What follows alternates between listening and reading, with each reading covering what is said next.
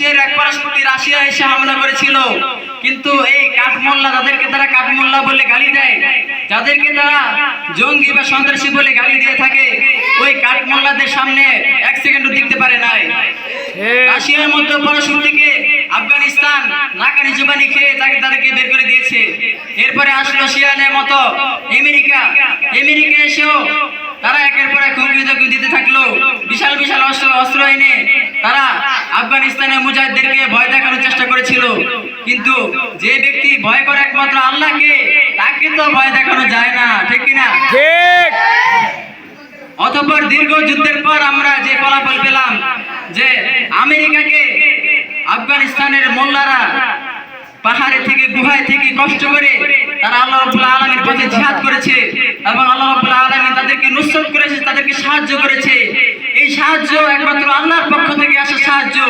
এই আল্লাহর নুসরতের বিরুদ্ধে যত বড় পরাশক্তি নিয়ে আসুক না কেন, যত বড় মিসাইল নিয়ে আসুক না কেন, তারা কখনোই আমাদের সাথে পারবে না, ঠিক কিনা? ঠিক।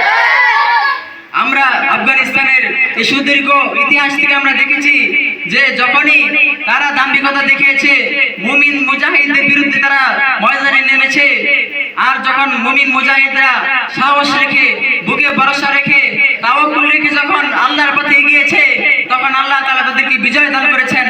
সুতরাং বর্তমানে যে সমস্ত লোকেরা মুমিনদেরকে নিয়ে ঠাট্টা বিদ্রুপ করে, ইসলামের ব্যাপারে, আল্লাহ এবং রাসূল সাল্লাল্লাহু আলাইহি ওয়াসাল্লামের ব্যাপারে যারা কটূক্তি করে, মন্তব্য করে, খারাপ মন্তব্য করে, গালি দেয়, আর তোমাদেরকেও শোনাতে চাই যে তোমরা ভুলে যেও না যে আমরা কার উত্তরসূরি।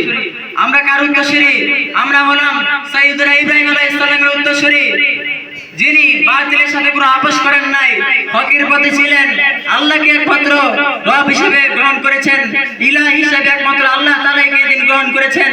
আমরা হলাম প্রিয় নবী রাসূল পাক সাল্লাল্লাহু আলাইহি ওয়াসাল্লামের উম্মত, যে নবী শত কষ্ট সহ্য করেছেন কিন্তু কখনো বাতিলের সামনে মাথা নত করে নাই।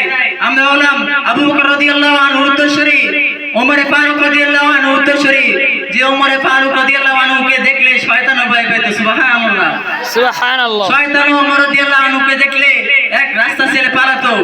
সুতরাং তোমরা ভুলে যেও না যে আমরা কার উত্তরসূরি। তোমরা যদি ময়দানে আসো তাহলে শুনে রাখো, যদি আমরা আমাদের ন্যূনতম শক্তি নিয়ে জিহাদের ময়দানে ঝাঁপিয়ে পড়ি, তাহলে তোমাদের কোটি কোটি লক্ষ কোটি সৈনিকদেরও আমাদের সাথে পেরে পড়তে পারতে পারে, ঠিক কিনা? ঠিক। সুতরাং শক্তির বড়াই করো না। নমরুদকে আল্লাহ রাব্বুল আলামিন একটা ঠ্যাং ভাঙা মশা দিয়ে তাকে সোজা করে দিয়েছিল। ঠিক। আল্লাহর আযাবকে ভয় করো। যদি আল্লাহর আযাবকে ভয় না করো, আল্লাহর দ্রোহিতার পথ যদি তুমি গ্রহণ করো, তাহলে তোমাকেও একজন আদনাক থেকে আদনা বান্দার মাধ্যমে তোমাকে শাস্তি দেওয়া হবে। সুতরাং ইসলাম হলো শান্তির পথ, এটা আমরা মানি। ইসলাম হলো সুখের শান্তির পথ।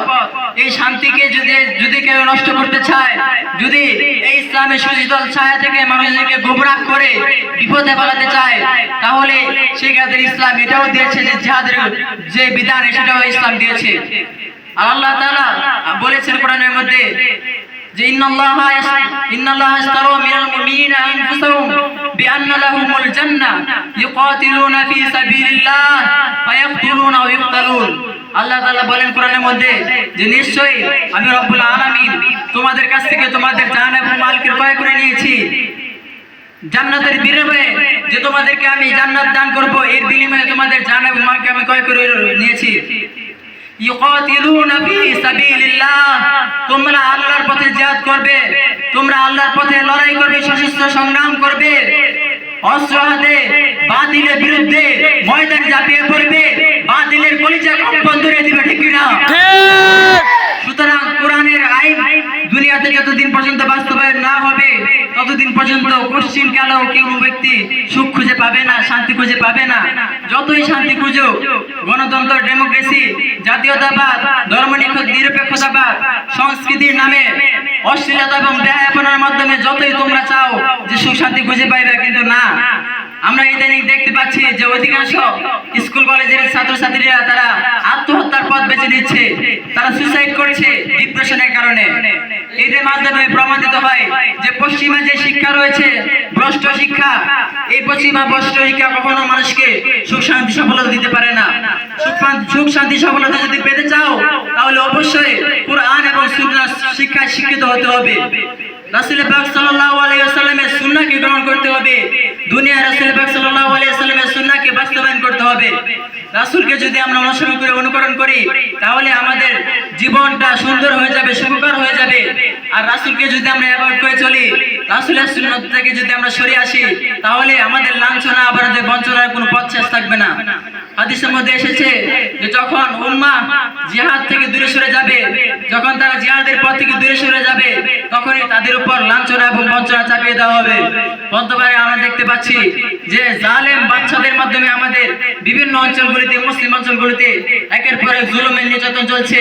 ফিলিস্তিনে আমাদের ছোট ছোট কচিকাঁচা ভাই বোনদেরকে তারা হত্যা করছে, নির্মমভাবে তাদের উপর জুলুম করছে, একের পর এক এলাকা বোমবিং করে ধ্বংস করে দিচ্ছে। এরপরে কিভাবে আমরা ঘুমিয়ে থাকতে পারি? আমাদের এত শত ফিলিস্তিনি ভাইদেরকে তারা এত কষ্ট দিচ্ছে, তাদের ঘরবাড়ি ছাড়া করছে, কিন্তু আমরা কিভাবে বসে থাকতে পারি? লক্ষ লক্ষ মুসলিমদেরকে হত্যা করলেও আমরা কিভাবে বসে থাকতে পারি? রাসূল পাক সাল্লাল্লাহু আলাইহি ওয়াসাল্লাম হাদিসে বলেছেন যে মুসলিম উম্মাহ এটা হলো এক দেহের মতো। আমরা যেমনি ভাবে দেহের এক অংশে আঘাত পেলে যেমন অন্য অংশে ব্যথা অনুভব করি, আমাদের যদি পায়ে একটা কাদা বিদ্ধ হয় তাহলে আমরা সারা শরীরে সেই ব্যথা অনুভব করি। ঠিক তেমনি ভাবে রাসূল সাল্লাল্লাহু আলাইহি ওয়াসাল্লাম বলেছেন যে মুসলিম উম্মাহ এটা হলো একটা দেহের ন্যায়। দেহের এক অংশে যদি কোনো হামলা হয়, কোনো তারা যদি জুলুমের শিকার হয় তাহলে পুরো মুসলিম উম্মাহ সে ব্যথায় ব্যথিত হবে। কিন্তু দেখেন বিশ্বের বিভিন্ন জায়গায় আরাকানে মুসলিমদেরকে যে জুলুম করে আমাদের বাংলাদেশে পাঠানো হয়েছে, ফিলিস্তিনে আল-আকসা ভূমিকে, পবিত্র ভূমিকে তারা নাপাক করে ফেলেছে। ইহুদিদের দলেরা, সে হায়নারা মুসলিম বোনদের মা তাদের ইজ্জতকে হরণ করছে, ছোট ছোট বাচ্চাদেরকে তারা ধরে ধরে হত্যা করছে। কিন্তু এই সমস্ত বিষয় দেখে আমরা চুপ রয়েছি, এটা কখনোই আমাদের থেকে আশা করা যায় না। আমি মুসলিম যুবকদেরকে বলছি যে তোমরা জেগে ওঠো, তোমরা খালিদ বিন ওয়ালিদ, সালাউদ্দিন আইবির মতো জেগে ওঠো। যে সালাউদ্দিন আইবি বাইতুল মাকদিসকে জয় করেছিলেন, মুহাম্মদ বিন কাসেম তিনি ভারত জয় করেছিলেন। একজন বোনের আকুতি মিনতি শুনে বিশাল বড় বাহিনী নিয়ে তারা বাতিলের বিরুদ্ধে মোকাবেলা করেছে। সুতরাং আমরাও সেই পথের পথিক, আমরাও সালাউদ্দিন আইবির উত্তরসূরি, আমরাও খালিদ বিন ওয়ালিদের উত্তরসূরি। সুতরাং আমাদের পিছপা হলে চলবে না, আমরা দিন দিন সতর্কতার পথে চলবো, সতর্ক হচ্ছে এবং হবো ইনশাআল্লাহ। দিকে থেকে ইনশাআল্লাহ ইসলামের বিজয় হবে, যেটা রাসূল সাল্লাল্লাহু আলাইহি ওয়াসাল্লাম সুসংবাদ দিয়ে গেছেন। 1400 বছর আগে রাসূল সাল্লাল্লাহু আলাইহি ওয়াসাল্লাম সুসংবাদ দিয়ে গেছেন যে পৃথিবীর কাঁচা পাকা প্রতিটি ঘরে ইসলাম প্রবেশ করবে, প্রতিটি ঘরে ইসলামের চর্চা হবে। সুতরাং বাতিলরা, মুশরিকরা, ফেরাউনরা, নমরুদের উত্তরসূরিরা, আবু জাহেলের উত্তরসূরিরা, তোমরা যত চেষ্টাই করো দুনিয়া থেকে ইসলামকে নিঃশেষ করে দিতে, তোমরা যতই চেষ্টা করো দুনিয়া থেকে মুমিনদের বসতি উঠিয়ে দিতে, তোমরা কখনোই পারবে না।